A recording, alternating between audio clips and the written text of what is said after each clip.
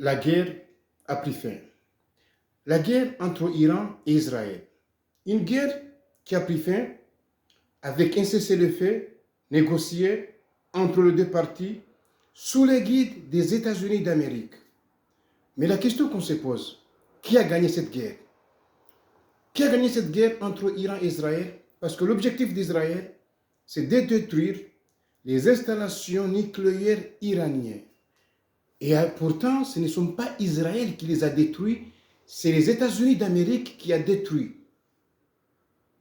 Et nous allons assister à une guerre de deux puissances de la région. On connaît bien la puissance des faits d'Israël, mais aussi on connaît bien la puissance d'Iran avec ses missiles et ses drones. C'est une guerre qui a ravagé, qui a fait des victimes dans les deux parties. Cette guerre a pris fin. Pourquoi les deux parties ont accepté le cessez-le-feu? Qu'est-ce qu'on doit tirer sur cette guerre? Ce qu'on doit tirer, premièrement, c'est de comprendre que chaque partie a bien compris. Le message est passé sur les deux parties. Aujourd'hui, les Iraniens ont bien compris la puissance des faits d'Israël. On sait que beaucoup de scientifiques iraniens tués, des bases militaires détruites, beaucoup de dégâts en Iran. Mais on sait bien aussi qu'Israël, il y a des personnes qui sont tuées, des milliers de personnes sans abri, et aussi des victimes.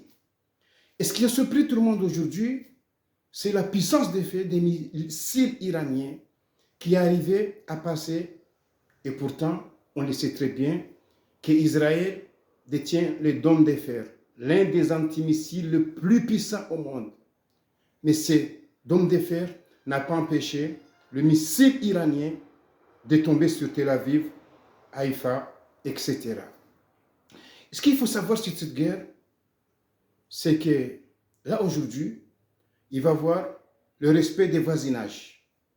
Les Israéliens seraient dans l'obligation de respecter l'Iran, ce qu'ils ont vu, la puissance des faits des Iraniens. De même que les Iraniens seront dans l'obligation de respecter Israël, ce qu'ils ont vu. On sait que de nombreuses années, on a vaincu cette guerre. On sait que l'Iran a ses alliés. Ces alliés-là sont entrés en confrontation avec Israël. Mais là, aujourd'hui, ce n'était pas le cas. C'était confrontation directe entre Israël et l'Iran. Une confrontation qui a surpris le monde entier. Quand Israël a décidé de frapper au moment où il y avait les négociations entre l'Iran et les États-Unis, on a vu qu'Israël a frappé. Mais les gens ne s'attendaient pas à une réponse iranienne de cette ampleur. Moi, ce que j'ai compris dans cette guerre, j'ai compris qu'on a vaincu une guerre, qu'on n'a pas eu de gagnant, qu'on a vaincu une guerre où les deux parties étaient dans l'obligation d'accepter les cessez-le-feu. On a vaincu une guerre qu'aujourd'hui, on a retenu une leçon. On a retenu une leçon, on entendait souvent parler des missiles iraniens, des drones iraniens. Mais là, on a vraiment vu ces drones, ces missiles, leur puissance de feu. Mais souvent, on a entendu aussi la puissance de feu de l'armée israélienne. On le sait très bien qu'Israël n'a pas les capacités de détruire ces installations nucléaires de l'Iran. Mais Israël compte toujours sur son allié, les États-Unis d'Amérique. En général, personne n'a pas gagné cette guerre.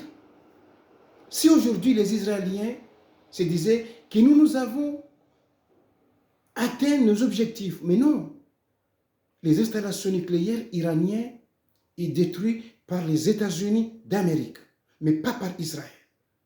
Israël peut se déclarer vainqueur de cette guerre. Si aujourd'hui les Iraniens se déclarent vainqueurs de cette guerre, on ne peut pas accepter aussi. Parce que cette guerre a fait des dégâts dans les deux parties. Et pour finir, les deux parties ont accepté le cessez-le-feu sous l'égide des États-Unis d'Amérique. Parce que les deux parties ont compris que si cette guerre devrait continuer longtemps, qu'il va y avoir des pertes dans les deux parties. Vous savez qu'il faut du temps pour Israël et pour l'Iran de se rétablir. Il faut du temps pour Israël, et même certains analystes disaient que ça ne serait pas possible de reconstruire les 3 sites frappés lourdement par les Américains. Mais les Iraniens sont dit qu'ils sont prêts à entrer en travaux pour ça. Il faut du temps pour l'Iran pour se rétablir. Beaucoup des scientifiques israéliens sont tués. Des hauts rangs sont tués. Des bases militaires bombardées. Il faut vraiment du temps. C'est pour cette raison aujourd'hui qu'Iran a accepté les cessez-le-feu. De même que pour Israël, il faut du temps. Il faut du temps pour remettre Tel Aviv et Haïfa dans l'ordre. On a vu des immeubles de plusieurs étages détruits, des quartiers tout entiers bombardés. Des fois, on se disait, est-ce qu'il y en avait un calypse ici?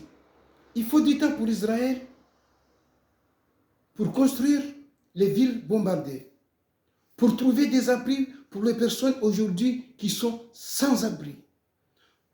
C'est pour cette raison aujourd'hui que les 2 parties acceptaient ce cessez-le-feu.